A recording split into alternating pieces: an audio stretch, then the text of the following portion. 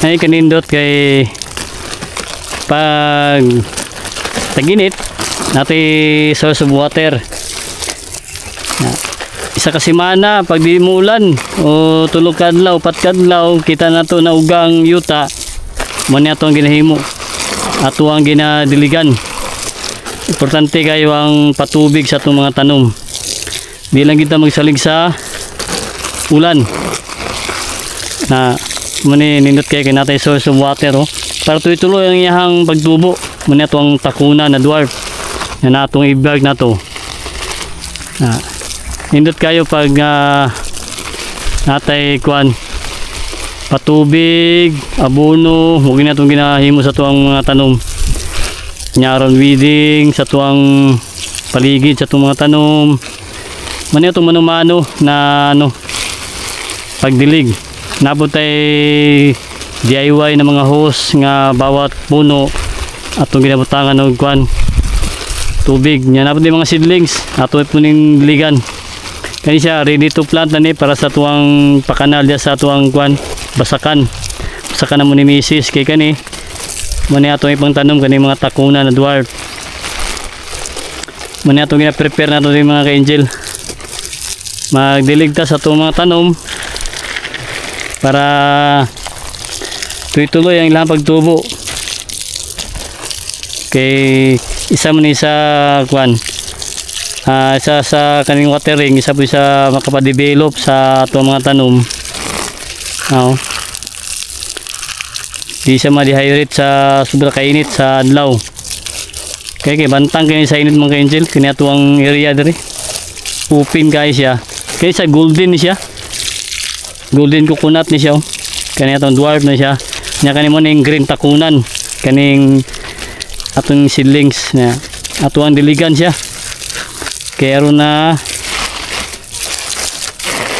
tuloy-tuloy ang iyahang pagtubo. Nabot ay guava apple, kani guava apple ni siya ito pong diligan. Ato po ni tanom. Pag konsumo ra ni siya mga ka-angel kay pamalit po tag guava apple kay ginabot si misis mga bata. Na yung mga pagmangkon kani natin makon-kaon po dani diri. Kaya itong simpidak ato pa ning tanom simpidak na siya. Dari combination muna pamilya sa ibiyart natay papaya, muna natay kalamansi, natay sili, pichay at talong, natay mga gulay po diri. Ato pong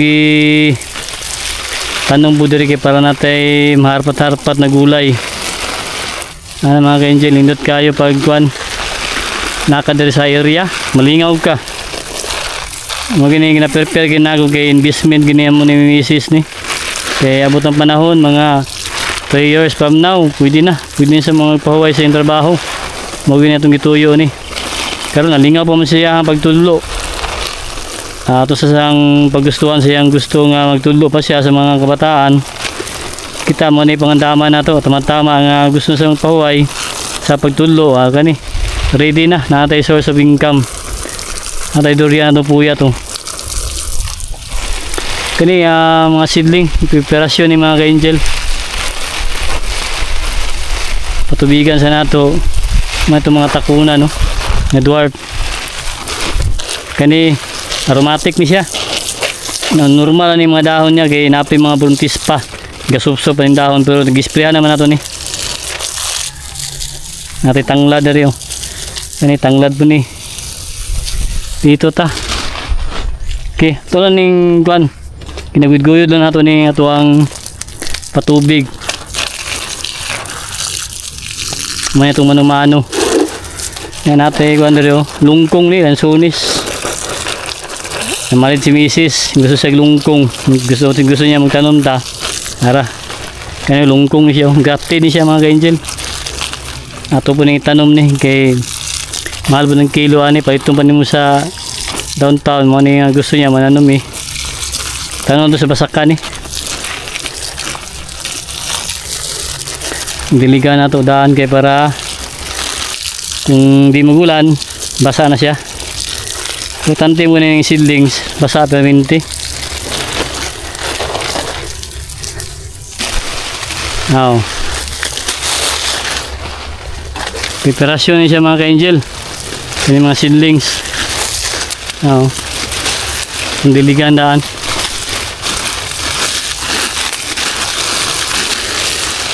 Lansones, durian, puyat, diwanuan, bayabas, mangga, apple mango. Yan ang diligan daan siya. Si Bayaw, si Bilas, mapuning investment nila.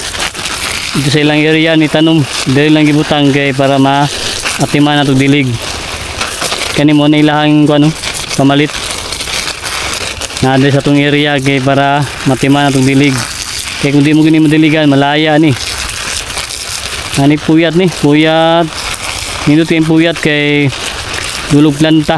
Di kita maglisa do baligya mga ka-angel sa puyat na variety. Mawid ang recommend sa Davao City, di sa may Kalinan. Naghakiklanta diri. Kaning diwanuan pud, lami buga niya, nakuha gyud sa planta. Mga di na sila mabitin. Pag na mga pag mabkwanta, naging mga buyer na mugukod aning mga variety ha. Pati po yung lansones, lungkong. Halin magito ato ang kwan, duko nga lansones nga native na to, pero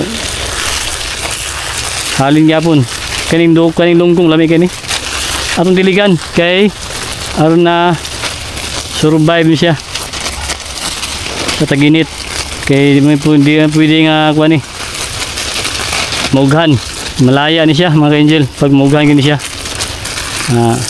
Ano lang ta mag atiman kay di po natin atiman ni sayang po ng gasto, investment di pang retirement gini siya mga ka-angel. No, ano itong takuna, no? Diligan po nato okay, para survive siya. Okay, buhay na kayo siya, oh. Dam ha, 5 months na ni, mag 6 months na siya mga ka-angel. Oh, buyag kayo. Delikado. Ito mga bulak po nato, bulak ni misis, diligan po nato ni. Takunan. Kani seeding ni siya diri sa tuwang payag, kubo. Kani itong takunan. Ang dako ni, natay landunganan. Napagay bunga. Hindi titanawon pag naibunga yung mga prutas nga kanang mumura.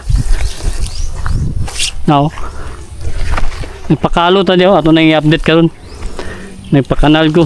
Kay aron na di kayo mapunduhan ng tubig. Kani ako pa na yung pakanalan tayo. Subay dito. Para di kayo mag-stack ng tubig mga ka-angel, hindi sa may stackan kaya mabuhay ng mga kusog ka ng kwan punggos pag mag-stackan ng tubig sa imuhang area. Malata ang mga ugat natin tanglad pili natin talong diri mga ka-angel, oh. Natin talong diri araw munga na namulak na, oh. Ngayon natin gulay-gulay diri ba subasag baho nun, mato si misis diri, ate gulay. Ate kipang tanom diri nga mga gulay. Ibiyag.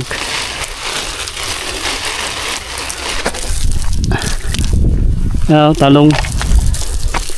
Ate gulay ba? Yung area. Kugi lang gid ka magtanom, nagi kay ma-harvest mga ka-angel.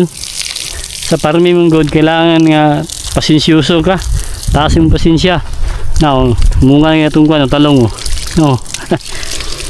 Ngayon talong nga itong ibutan na ito sa bag, plastic bag. Kung namunga rin gyapon siya, karon na itong ibutan na sa yuta para makabuhilo na siya. Tayo gulay-gulayon dari. Di na mo kailangan mamalit pas palingki. Namulak na siya, namunga na yun. Kani, namulak na bunyo. Di gulay. Bulak, oh. Lahat ng variety ni yung takuna na to, yung diligan na to, mga ka-angel. Tayo tanglad dari, oh. Tanglad diligan na to, papaya na to.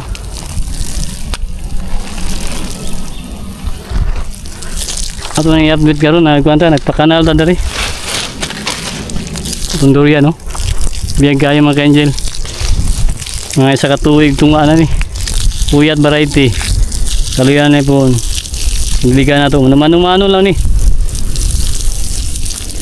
Muna itong manumano nga patubig. Malingaw po ta. Malingaw po ta magtanaw sa itong mga tanong. Nga madiligan na ito sila. Ang seedlings na ito. Biyag, muna ready to plant na siya.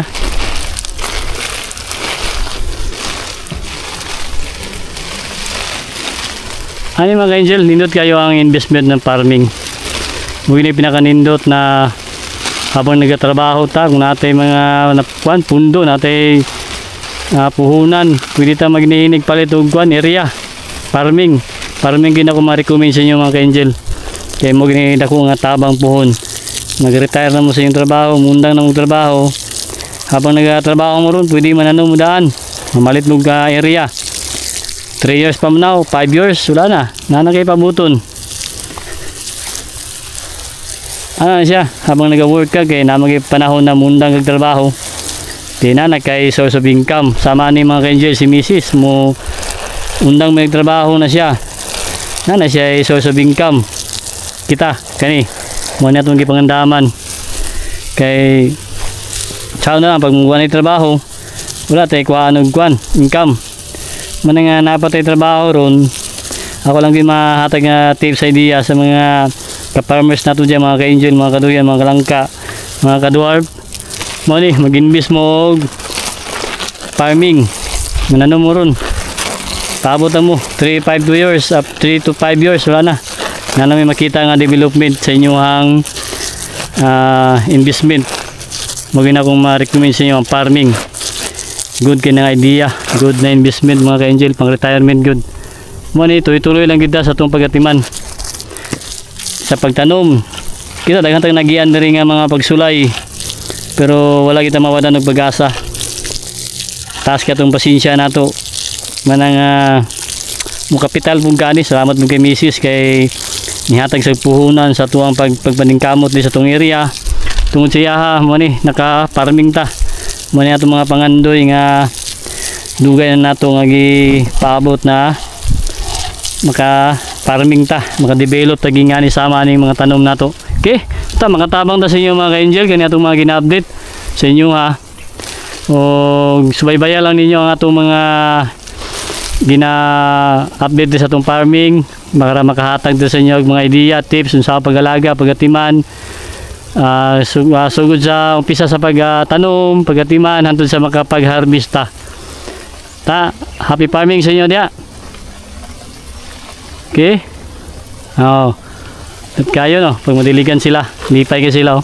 Nakita ginato atong mga tanom nga malipay sila pag madiligan nato sila. Sama sa tuwa, lipay kita, makita nato atong mga tanom na ingani healthy.